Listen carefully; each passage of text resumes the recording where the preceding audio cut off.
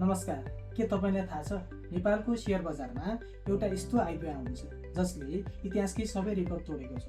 हो, Reliance spinning मिल्सले ल्याउँदै गरेको यो आइपिओ नेपालकै इतिहासको सबैभन्दा महँगो आइपिओ हो, जहाँ एउटा सामान्य लगानीकर्ताले न्यूनतम आवेदन दिनकै लागि 41,040 रुपैयाँ आफ्नो बैंक खातामा राख्नुपर्नेछ। तर रु 912 पर्ने सेयर हामीले रु 820 मा कसरी पाउँछौँ र यो बुक बिल्डिङ खेल के हो? आउनुहोस् सजिलो भाषामा बुझौँ। सुरु गरौँ। बुक बिल्डिङ भनेको के हो? साधारण भाषामा भन्दा यो भनेको कम्पनीले आफ्नो सेयरको सही बजार मूल्य पत्ता लगाउने एउटा स्मार्ट तरिका हो। यसमा सेयरको मूल्य कम्पनीले तोक्दैन, बरु सेयर बजारमा योग्य संस्थाहरू मतलब क्युआइआईले राखेका बोलीको आधारमा वास्तविक बजार मूल्य पत्ता लगाइन्छ। त्यसैले बुक बिल्डिङलाई हामी प्राइस डिस्कभरी मेकानिजम पनि भन्छौँ। अब बुक बिल्डिङमा प्रयोग हुने 4 मुख्य शब्दहरू बुझौँ। Base price, ceiling price, floor price र cut off price. Base price यो क्युआइआईले दिएको इन्टेन्ट प्राइस हेरेर तय हुने प्रारम्भिक मूल्य हो। यही आधार मानेर थ्रेसहोल्ड मूल्य निर्धारण हुन्छ। सिलिङ प्राइस यो थ्रेसहोल्डको सबैभन्दा माथिको सीमा हो। जस्तै रिलायन्स स्पिनिङ मिल्समा 608 देखि 912 को ब्यान्ड भए सिलिङ प्राइस 912 हुन्छ। फ्लोर प्राइस यो थ्रेसहोल्डको तल्लो सीमा हो, जस्तै 608। अब कट अफ प्राइस सबै क्युआइआईले राखेका बोली विश्लेषण गर्दा कुन न्यूनतम मूल्यमा सम्पूर्ण सेयर बिक्री गरियो त्यो नै कट अफ प्राइस हो। जसले कट अफ भन्दा तल बोली राख्छ त्यसले सेयर पाउँदैन।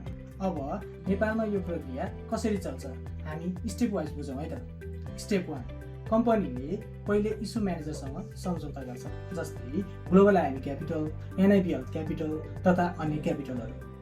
स्टेप 2, कम्पनीले इस्यु म्यानेजरसँग मिलेर इनिसियल प्रोस्पेक्टस तयार गर्छ। त्यसपछि क्युआइआईलाई बोलाएर कति सेयर लिने, कति मूल्य राख्ने र भ्यालुएसन कसरी गर्ने जस्ता कुराहरूमा सुझाव लिन्छ। स्टेप 3, इन्टेन्ट प्राइसको आधारमा बेस प्राइस निर्धारण हुन्छ।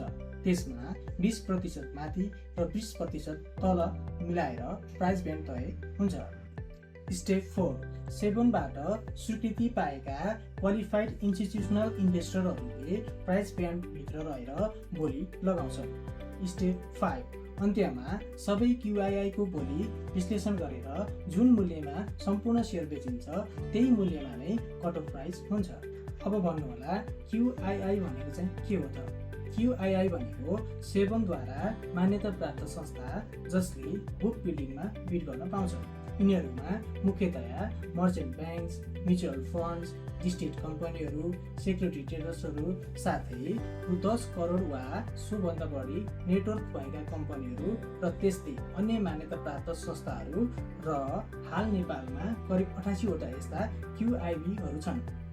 र the final bonus, cut off मूल्य फिक्स भएपछि हामी सामान्य लगानीकर्ताहरूलाई त्यही मूल्यमा सिधै 10% छुट दिन्छ।